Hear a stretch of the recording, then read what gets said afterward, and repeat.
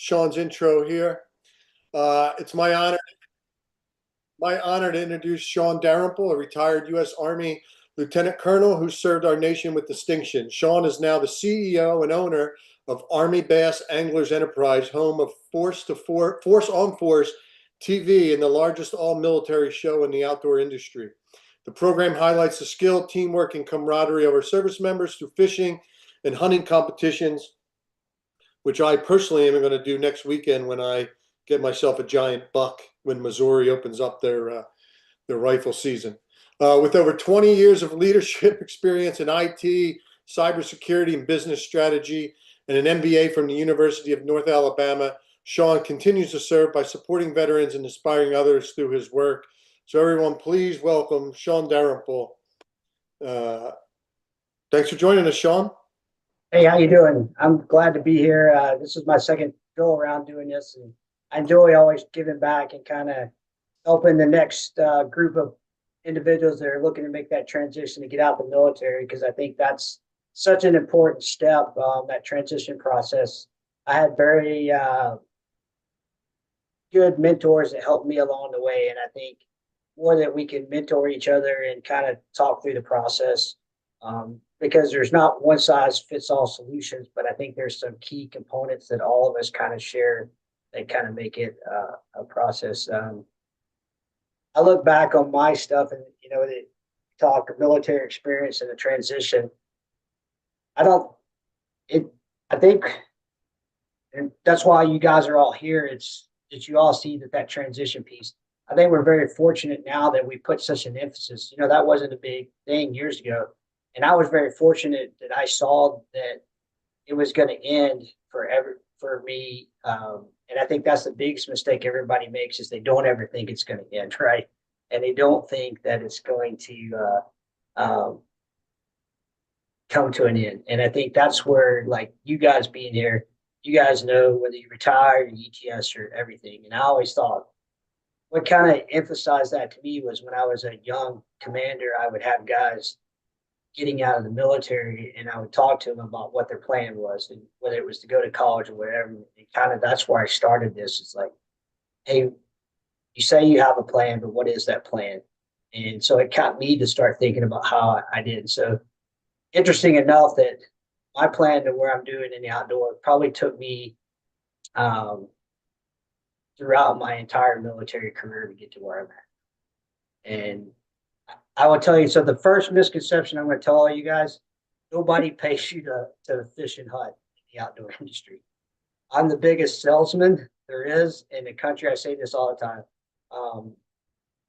Baseball players, you name it, they're the biggest ticket salesman ever, right? They get paid to put people in seats. I get paid to sell products to do that. And so that's when you talk about, like, how's this guy in the outdoor industry going to relate me? I'm going to talk about, like, you have to take what you know and understand that I took my passion and being able to turn it into what I kind of do from there. For me, my transition happened because I actually got to go to grad school full time in the military. And so in doing so, I got to do some stuff with college fishing, which the previous gentleman that was talking, when he started talking about connections, he was 100% right on. Like, why I get to do what I do today is because of people I met along the way. It goes all the way back to the time I was in grad school. People that I never thought that would ever was that big a deal turned out to be some of the biggest connections I had post-military career.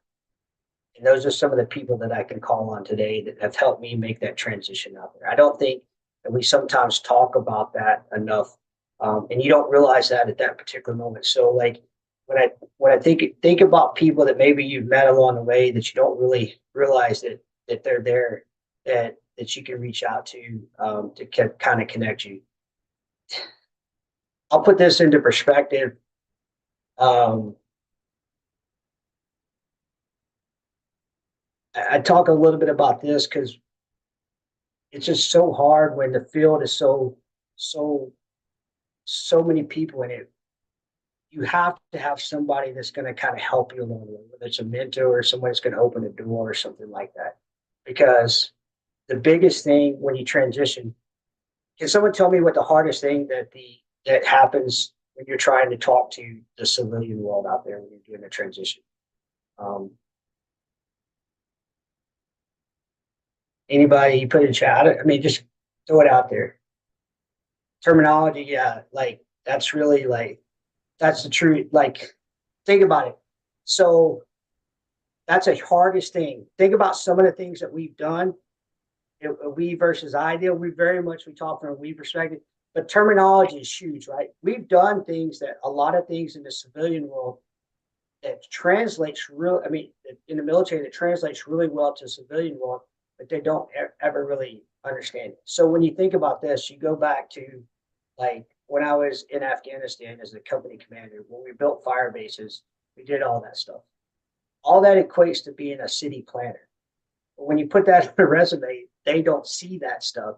So having someone that's a connection that can kind of get you in the door to even be able to have that conversation seems like a small anecdote, but that's really truly when you start talking about the transitions, when he was talking about that, that's what's helped me along the way, those connections to be able to have those conversations. Because if you can't even get in the door to have those conversations, to be able to talk that terminology, because I can think of a total other huge pieces of information or things that we do that doesn't really translate to what civilian world kind of understands. I think that's the biggest piece from there. We do it really, really well. I always go back to my brother-in-law. He was he won the Kentucky Derby 2 years ago, 150th Kentucky Derby. So he's the first horse trainer to win both the Kentucky Derby and the Kentucky Oaks since 1952. But I bring this up because about 6 months prior to that, we're at one of the barns in his office, and he's gonna bring me in and show me this big board that he has in his how he tracks this over multiple farms and everything else. He showed me a horse blanket on the wall. Like everybody knows what I'm talking about with a horse blanket. Like it's taught like track logistics over times and date, multiple lines of efforts. We call it a horse blanket. And so when I said it's a horse blanket, he thought I was making fun of him because he was in the horse business, right? And I had to explain to him. I said, no, that's where that comes from. He had no idea. His stepfather was in the military, and that's where he got it from. He had no idea where it came from. That knowledge that you have of those things that people in this that you can get in to talk to somebody in the transition, but even to just get in to even have that conversation without a connection is kind of hard. So that term, I just bring that story up, the terminology of the transition. So you got to kind of figure out how do you speak their language? How can we take what we do? Because if you say horse blanket, they're going to have no idea what you're talking about. If you say this or that, they have the civilian world, they're going to have no idea. So like when you put on a resume, everything else you're not going to be. So that's why I say, from my perspective, when I transitioned, did that. Now I was very fortunate. I knew what I was going to do. So I did the CSP program for the Army, and I was able to do it for the company that I was going to buy the assets for. And so I was able to use some of that stuff to be able to go around and do it. But along the way, I was able to take some of my connections, which has allowed me to get into to do some of my stuff for some of my partners. I call them partners, but my sponsors along the way that have tied back into some of my military stuff. But I've had to be able to explain to them. I would tell you that half the time my partners do not use the skill set that I have along the way to be able to do stuff, whether it's marketing, be able to tell the stories, do some of the stuff in that aspect. Just from that experience. So that's kind of, and I could talk about how I transitioned from the military, like to the outdoor industry, tons and tons of time. But what the biggest thing is finding, when I say, when you transition, whatever you're going to do, whether you're going to work for somebody or you're going to do something, the biggest thing that is find what that niche is, what you enjoy doing. How do you work? For us, our company's role, you heard it mentioned in the intro, we're the largest all-military organization in the outdoor industry. So we have 4 television shows, 2 hunting and 2 fishing shows, and it's about competition, compete, freshwater, saltwater, and we make it around that. We make it very specific to that, and we go after that niche. We don't vary from that. We know what we do. We're very unique in what we do in that. But the other piece of that is we do not operate like a normal TV show. So normally in the outdoor industry, and really in anywhere, you sell advertising for that's how you pay for a deal. When I guarantee somebody on my own what we do with TV, I say sponsor us. I can guarantee you sales. When I say that, I really can because we actually sell just like a dealer does across the country. So in many cases, for some of my partners, I'm selling more product than many of their dealers are around the country. And so they're getting an ROI that's bigger than what is. So my point of this, we know what our niche is. I know we don't fit into a certain box, right? We know what that box, we know how to expand that box and make it. Well, marketing people that try to fit us into a box, we try to salespeople that try to fit us into. We're like, we don't fit into those boxes. We have our own thing that we expand out and do. So that's one of the benefits that all you individuals have is that thought process. Because think about it. I always go back to I heard the story with FedEx, right? The CEO of FedEx was brought into Transcom to talk to Transcom about how we could be more more like FedEx. You know what the first thing he said when he walked in is how FedEx couldn't be more like us. Everybody on this video has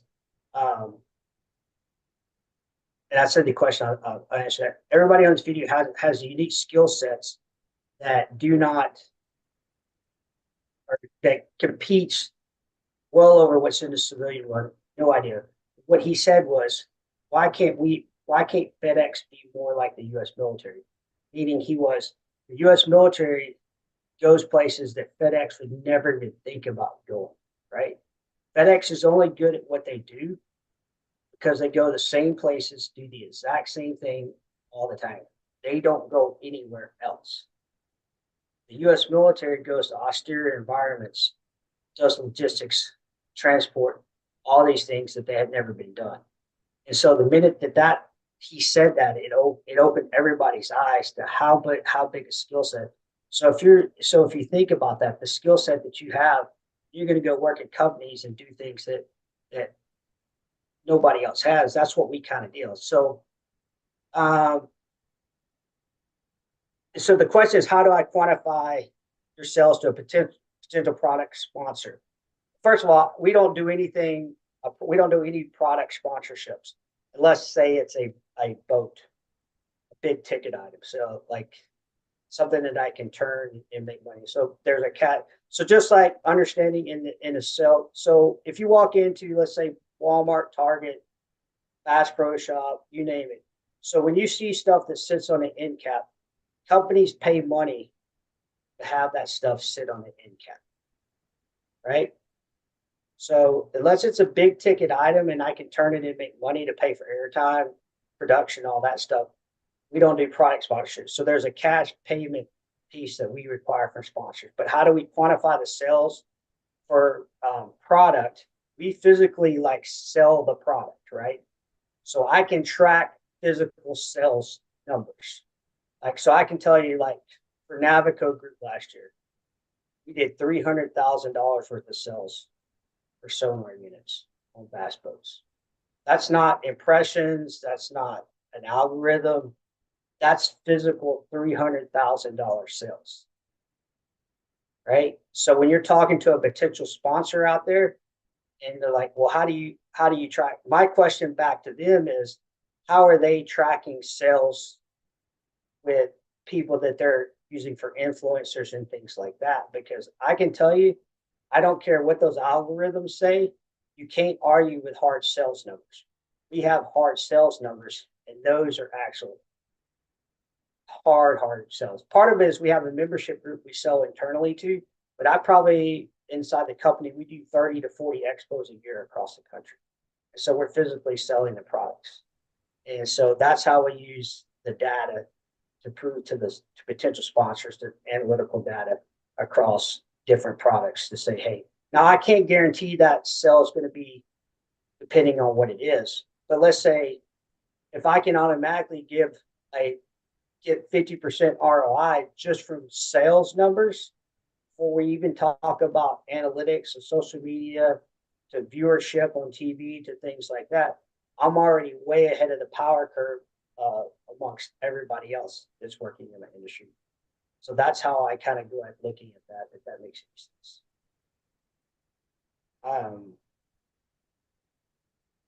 So that kind of answered the question, David? Yes, thank you. Yeah, and you guys can ask questions because I prefer like interaction, things like that. The other thing I tell you, we do a lot of stuff too is we have a big deal that we work. One thing our partners really like is, so we've raised over $500,000 for Fulton over the last 5-6 years. So we have a connection with several nonprofits. So also understanding this. So this is where our part of our deal with sponsors come in. So there's a law called the HALO law, right? So if you're a nonprofit, you cannot promote a sponsor. All you can do is say thank you. We almost work as a sports marketing firm in between them. I basically can raise funds and awareness for them, cut them a big check, and then they turn around and take that funds and do whatever. So last year we did about $60,000 to the Texas Children's Hospital, renal unit there in Houston. There's some stuff we do, and then of course over the years, just over $500,000 Fulton Water. But then we could turn around and give credit and promote the sponsors because we are not the nonprofit piece. So that's part of it.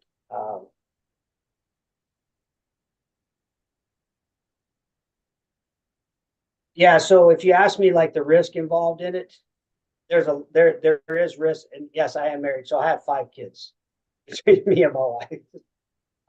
Two different marriages. The one way I mitigate the risk is I have 2 kids in college right now. Kentucky is very military friendly when it comes to being in college. The one thing I tell people all the time, I laugh, like I joke about if they call me back to active duty, how much money it would cost me because my kids are in school right now. So like Kentucky gets 100% tuition free to 100% disability in Kentucky. So that Alabama does the same, and like I know Texas has the Hazelwood Act, and so the 2 kids that are in college are going on Chapter 35, and to be more specifically, my son's getting to play football at the University of Kentucky because like I'm not having to risk my family perspective of that, but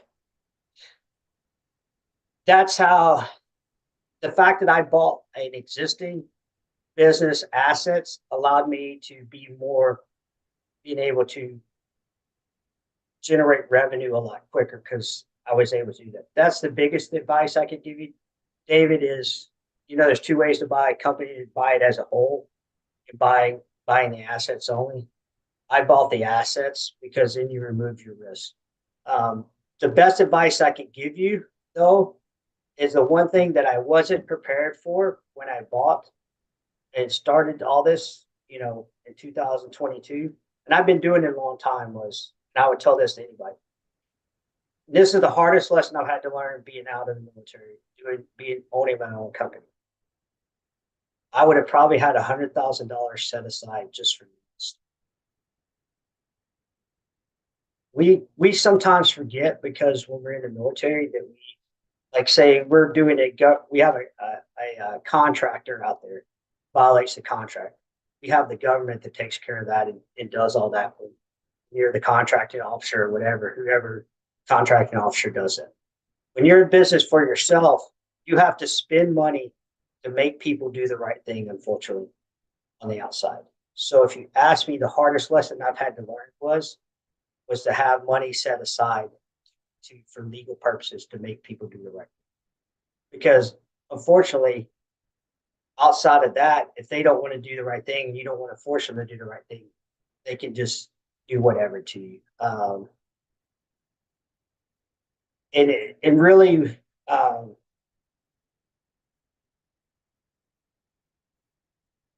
just say when it comes to mentors, when I had saved really that goes back to, I guess, go back to savings, how much I would have set aside for legal expenses. I was very fortunate when it came to some stuff that I had made some good financial decisions along the way. And I had, it was also during the housing boom. We sold 2 houses during the same weekend. Um, the about, I joke all the time, I laugh because me and my wife became homeless in 2 states in a matter of about 24 hours. I mean, that's how quickly both houses sold. And the house we found in Kentucky, it was a year that snowed. Nobody could go see it. And so it stayed on the market for almost 100 days. And so we were able to get it down. And so we were able to take a lot of capital out of that. Um, but I do have a mentor that's sold a couple of businesses. Um, Ironically, he's the son of the chaplain of our organization that I can kind of reach out to him and kind of talk to him and give him this. He was the one that advised me on buying the company as an asset only purchase, and really taught really my CPA. But I didn't go through an entrepreneur program just because we had kind of an existing thing going and I knew where I was kind of going from it, if that makes sense to Hey, Shawn, how did your time in the Army translate over to being a CEO of your own company? Like, what did you take that you used? What didn't work? Because I know a lot of people here, are thinking about maybe starting their own business. you. I think so. Two things. So he told you I was a communications officer. I, the first part of my career I was an infantry officer, guys. So I poured some of the highest missions that you've read about in the history books. So rescued former president of the United States. So I've done both ends of the spectrum. So good question. So from a leadership perspective, I've had to, I think some of the biggest things that's allowed me to be successful is I've been comfortable because of my business. I've been comfortable with being not all together with everybody and being able to geographically manage the business across geographical different regions of the country, right? And that was something that I had a lot of comfort with coming into. I don't think a lot of people have that comfort if you haven't never done that before. We're very comfortable with it if you've been deployed and you had different people at different places. For me, more specifically, I worked 3 years at the Missile Defense Agency, so half my team was in Colorado Springs, and half my team was in Huntsville, Alabama, and so I got really early on. So ironically, sometimes the military gets it right. I I went to be the G6 in Fort Leonard Wood, Missouri, right before COVID happened, which basically became another deployment. But communications became such a huge piece of that, and I became kind of the main effort to that, and all, and especially it was such a big deal at initial entry installations, how that was kind of managed. So taking that ability to manage stuff geographically dispersed, because like my warehouse is in Emory, Texas, and I live in Shepherdsville, Kentucky. And so I have to be able to communicate things back and forth, give directions, really comfortable with, doing teams meetings, things like that, being able to talk. Our marketing guys down in Florida, that's not a foreign concept to me. A lot of people that could be a foreign concept, but I don't think anybody that's been in the military used to dealing with geographical separation of how you kind of do that. But also, like, I've also been open to using things like cutting edge. I'm a big AI guy. So like anytime I can use things cutting edge, because of some of the things in the military, especially in the comms world, we had some of the latest and greatest of the cutting edge. So anytime I can try to tweak something, do something, I'm always doing it. Like I have a whole AI model written for the business you know, it gives me, it's like having a personal assistant without having a personal assistant. Like it gives me so much of my time back in doing so. But a lot of people, I don't know that if you've not been comfortable with change and being able to accept, um, you know, new ideas, new things, they're not really comfortable with that. And I think we coming out of the military where you're at, change is the one thing that we're comfortable with. And I think that's a huge piece of us being able to accept the change along the way. And so I'm always looking for ideas. I'm always looking to be a learning organization. How can we improve things? How can we tweak this? How can we do that?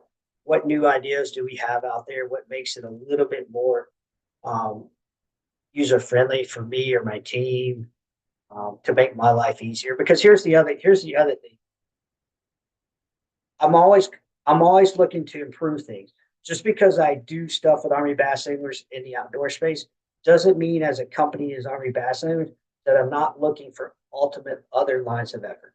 Because I would tell you this: if we're looking at ways to do government contracting stuff in the production. Because I would tell you this: there's only 13 set aside companies in the outdoor film, or not outdoor, but just the film industry in the entire government contracting world across the country. So I think being able to look for other avenues, lines of efforts that are out there, that's where I'm not, I know what my niche is, but I'm also looking for ways to, how can we do other things out there to kind of improve from that? And so, um, you know, I guess that's the biggest way. I'm not stuck. I know what my niche is, but I'm not wedded to new ideas and from that perspective. That makes sense. No, it does. Do you get it? Do you get in front of the camera too when you're on the TV show? I do. I do.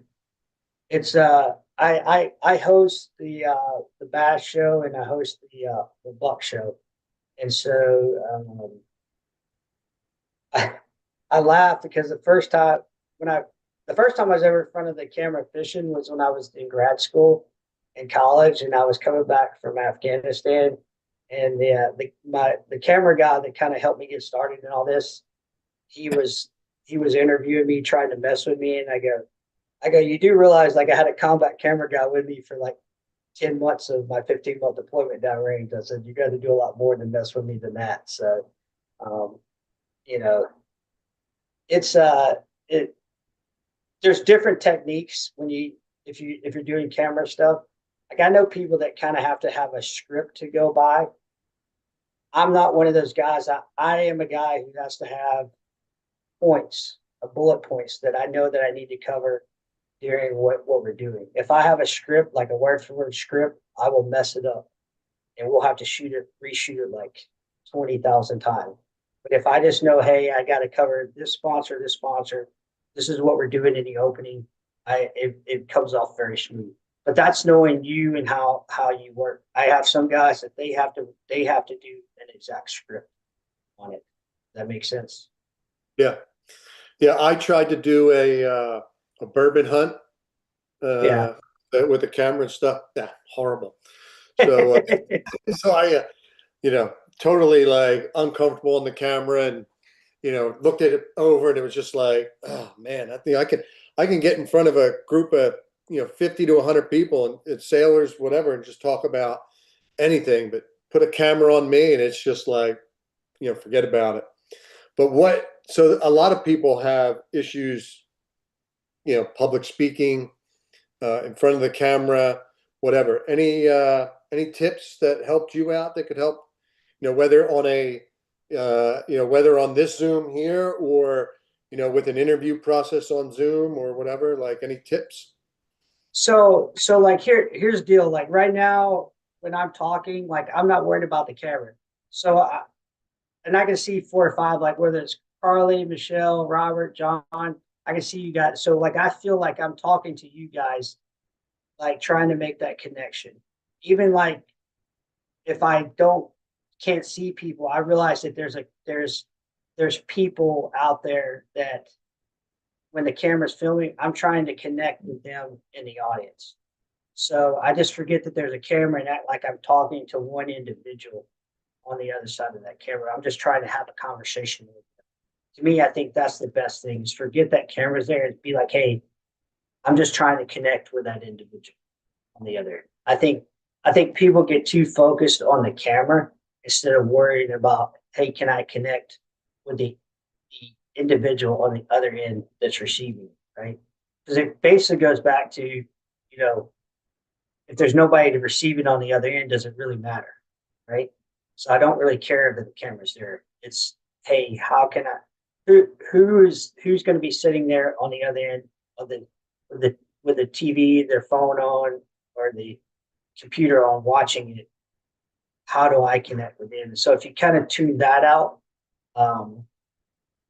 you're better off. The other thing too, I'll tell you guys is the one thing I wish I knew earlier in my career was the Myers-Briggs stuff and how that kind of worked. I'm an introvert by nature, so I can have this.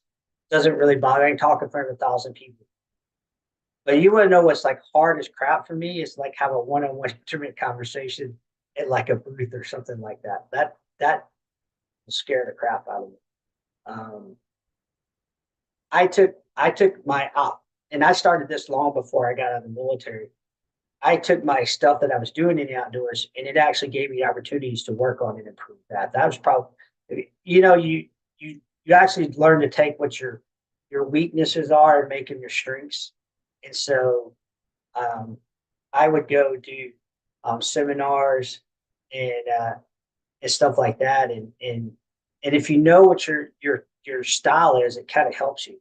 Because here's the deal: if you're an introvert, you kind of start putting up this closed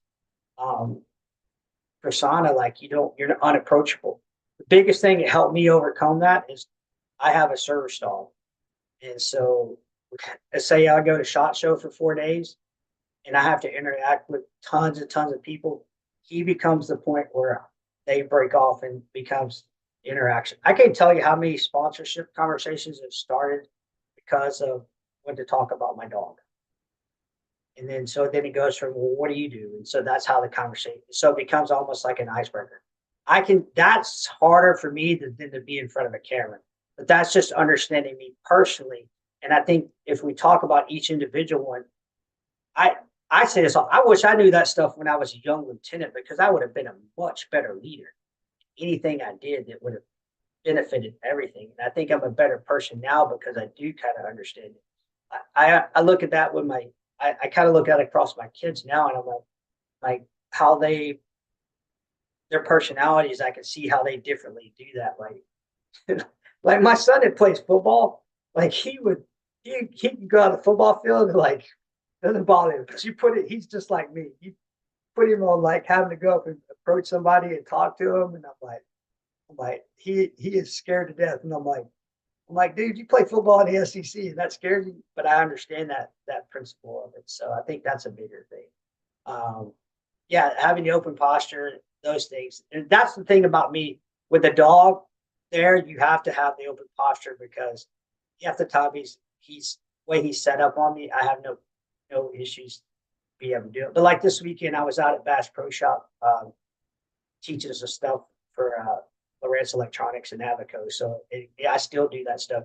I do it now more for the fun of it. I enjoy still getting out to do some of the stuff I did that got me started and all that stuff. So that's where I kind of go. But yeah, that's a big piece. Being in front of the camera doesn't really scare me as much as being out there in a one-on-one intimate setting, that's just understanding your personality. I don't think sometimes we understand that personality enough. Yeah, no, I get that. How do you can you talk a little more about the show? Like how do you get men and women to participate? So we have members across the country that are the members of Armybassanglers, and that's Army, Navy, Air Force, Marines, Coast Guard. Actually, it was pretty cool this year. The first time on the Bass Show, we've had all 5 branches of the service ever represented at the same exact time on the TV show, which is really, really something that I love having. And so we select We ask for people to apply for the membership, and then we pick, depending on whether it's the bass show or the hunting show, we'll pick between eight or four, 8 to 4 people, because our other individuals are all from our pro staff. Because of the fishing side, they have to bring their boats, but they come in and we select them. And yeah, the key I'm looking for is to be able to tell a story. I say this, the thing that we do really well is we could not catch a fish or take an animal. That doesn't really matter. It's the story that we get to tell. We have what's called the military moment. And so if I have somebody that can tell a story on air, it's just unbelievable. Like, I remember probably 5 years ago, we had one of our guys, he's retired. He just retired a second time for teaching junior ROTC the other day, but he is he went into the military, didn't have his high school diploma, got his service, got his GED because the squad leader convinced him to go get his GED. And then after he got his GED, his squad leader kept pushing him, and he started taking a couple of college classes. And then he convinced him to put in the green to gold packet, and he went to college and got his commission. And his story is just incredible. He's one of these like individuals who and to tell that on camera was unbelievable. So that's the point of when I'm looking to select people. I want to be able to tell a story of the military moment, because I want to share our experience with the viewer out there, to be able to say each and every one of you has a unique story. I remember talking to a guy at a show the other day, and he does, because like I said, I've done some pretty hua things in my career, and I remember talking to him, and he was like, "Well, he tried to play it off like he was just something wasn't very significant on a ship in the Navy." And I said, "Let me explain something to you." I said, "I've been the guy on the ground in the middle of Afghanistan getting F-18s off the Eisenhower carrier group in the Gulf." And I said, "That doesn't happen if you don't do your job on that carrier. Make sure that the guys get fed, that the aircraft get fueled, all those things. Little guy on the ground in Afghanistan didn't get to come home and see his kids." I said, "So everybody has a story, and it's worth telling that story to everybody." And I think that's the part that I love sharing. And I think that one of the coolest ones we got to share was spouse. We shared a story of the first time away from home, but we actually shared it from a spouse's perspective. One of our guys shared, his spouse, he married his spouse, and her first time ever away from a little small town, she went to somewhere in Japan. She had never been away from home. And, nobody had ever thought to share that part. We always talk about us going away, but how did it feel to our spouses to share that? So in selecting the people, you come up with all these neat stories, but at the same time, we're trying to create that camaraderie, that stress that we had in the military. There's a lot of trash talking back and forth, as you can imagine. We got a lot of rivalries going back and forth. Air Force, Army, Navy, Marines. I just got the funniest one. I'll tell you, the funniest thing I've ever seen is an Air Force guy and Marine guy rode down to the hunting show, and we were doing a bow shooting competition, and he had bought a box of crayons for the Marine guy he rode down with, and they just happened to end up in the finals together. And he told him, he said he turned to him and said, "I don't want you to be hungry and sad on the way home, so I bought you a box of crayons to eat." And the guy who was a Marine never missed a beat. He opened the box of crayons, took it and broke it off and stuck it in his mouth and started eating it while he was shooting the bow. And I thought the best, I was like, please do not mess this up, because it's like the best made for TV stuff. I told him, I said, I don't know how you didn't throw up. He said it was the hardest thing he did, but he said he knew he had to do it. He said he couldn't back down from it. So it's all that stuff that we take for granted that, and I guess part I'd be remiss, I say the biggest thing that you guys are going to struggle with when you leave the military. Anybody know what it is? I have an idea, Shawn. Yeah, what it is. The camaraderie and the friendships. 100% the loneliness. So that's a lot of what we do with our membership. Like we get together, a lot of the members will come into those expos and work the expos, help raise funds. And so I would say like that's the biggest thing that you're going to struggle with, especially when you go to work with at a civilian job. I'm very fortunate. Like I get to still work around a bunch of military with what we do at Armybassanglers. And so people ask me, do I miss it?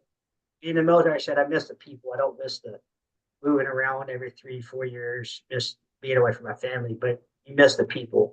And so I say that because for me, I think that's such a big deal to understand that you're going to go through that.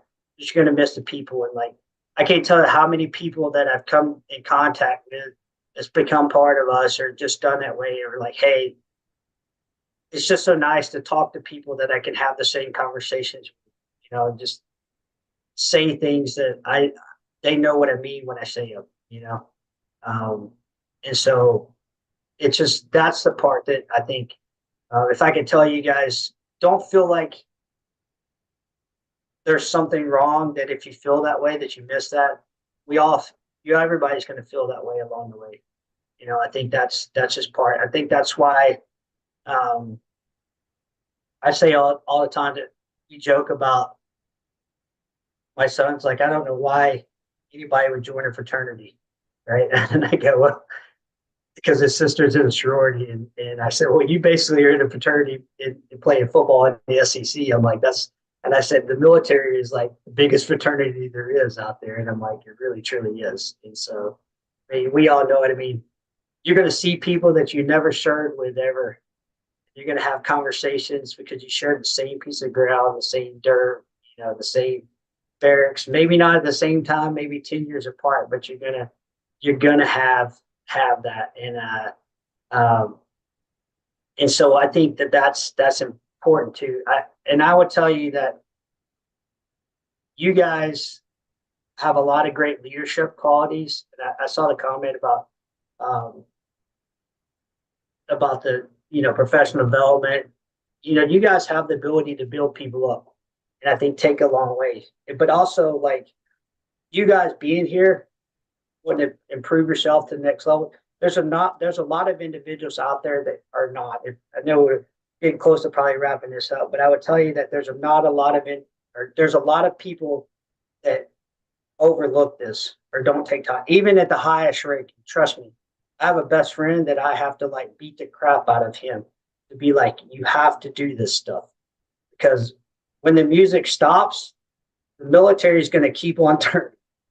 And I say this because I can't tell you guys whether it's a transition to a job or it's getting your stuff with the VA or anything like that. I can't tell you how many people that I talked to across the country that never applied for the VA benefits. And because one or two things, they never took time to, or they didn't think they deserved them. And it always saddens me because the VA doesn't do a really good job once you actually leave messaging, any kind of advertisement to get out and reach those individuals. And I'll share a story. We were in Western Oklahoma back in August and had a man and his wife come see me. And he came up to me and he said, do you remember me from last year? And he and I had said, yeah, and that's who I used was DAV too. He said, you gave me the courage to go file my claim.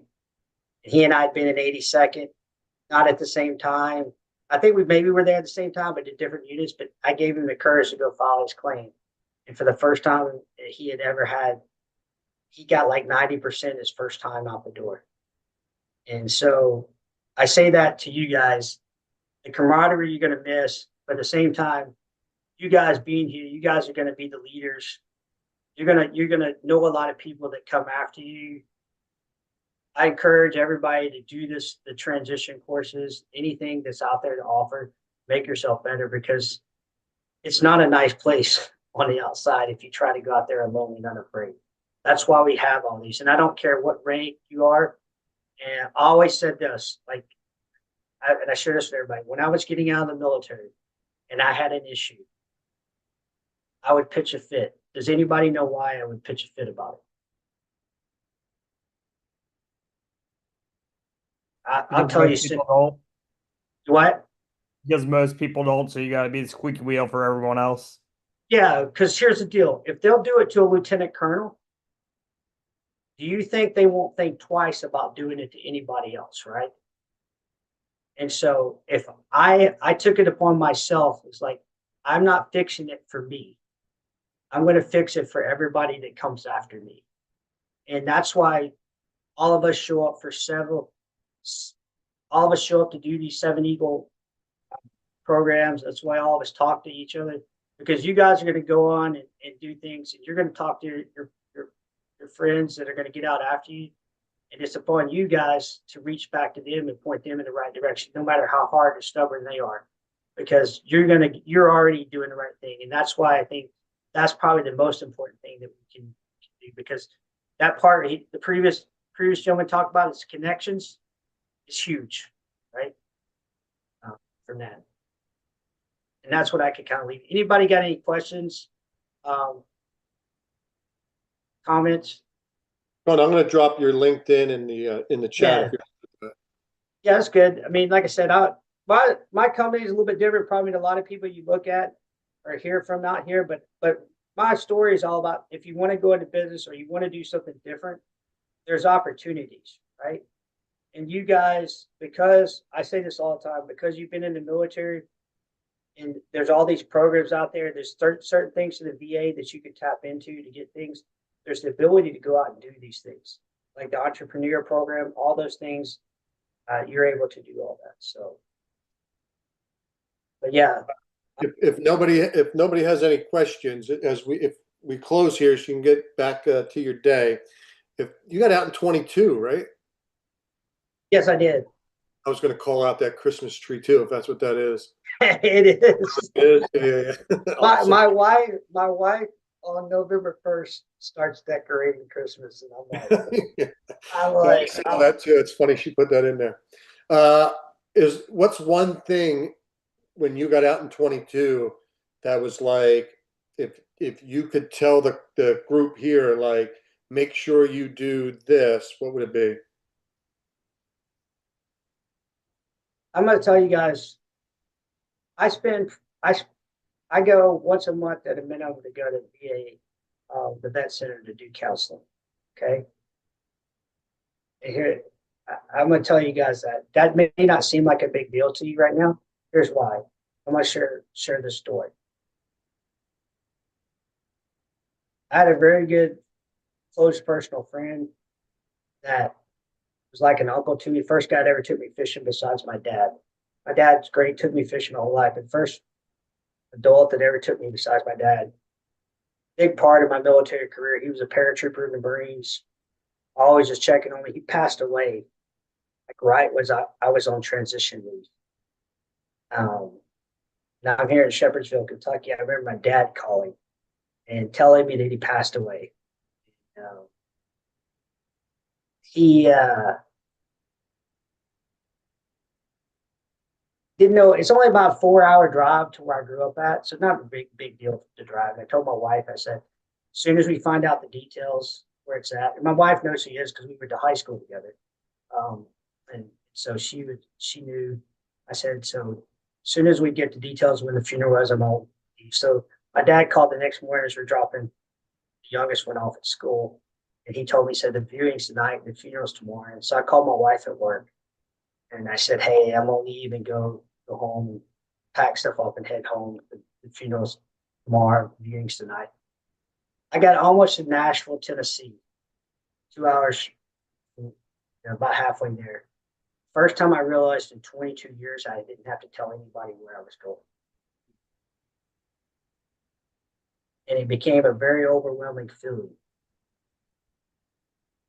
So for 22 years, I had to tell people where I was going.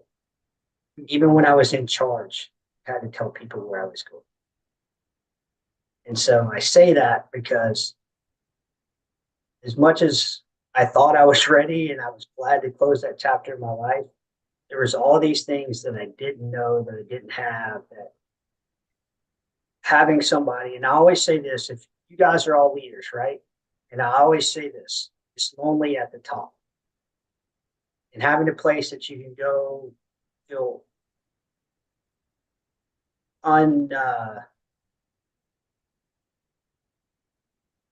unjudged at, to get out and kind of talk about those stuff is great. And so I think if that's the best piece of advice I can give everyone, use that, because it's those are the things that you can do that are going to make you a better leader. Because I'm going to tell you, there's going to be difficult days out there. It's not going to be all, cupcakes, rainbows, and butterflies. It's tough because you're out there. And so when you get frustrated, it's nice to be able to go. And that's the thing that I can leave you guys with. The thing that I learned the most is make sure you have, for one, a strong support system out there, but two, use that benefit, because it's really, a lot of people don't tap into it and they get frustrated. And I just like being able to go talk. One of my operation guys calls it, he calls it going to talk to the wizard. And like, even when like he gets frustrated with me, like, I know he's going to talk to him about me and gripe and moan, but that's a good place that he can get it out, and it can be good. So like, that would be my best advice is, if it's not there, find somewhere that is there, because, the stuff that we've done along the way, the op tempo that we've worked at, I say this all the time, like, you've done things that nobody in a civilian world can ever comprehend, even no matter what you've done in the military, and that you worked at that high level, and you're going to get out in the civilian world, and they're never going to operate at that level. It's going to become very frustrating. So don't let frustration get the best of you. Just understand that you're going to have those emotions. So having that support system is the biggest advice I can give you. Yeah, good stuff. Pending any last minute questions, Shawn, very much appreciated. Yeah, no, definitely. I appreciate you guys. I wish every one of you guys a good transition. And I know it's a tough time. I heard him earlier. Wish it wasn't the deal with the government shutdown right now, contracting jobs and everything else. It's tough, but everybody will find something along the way, because you guys have a unique skill set that people want to see. It's just find the right job and find the right niche. Don't get frustrated. So I will end there. Cool. Appreciate you, brother, and happy hunting. Yeah, thank you.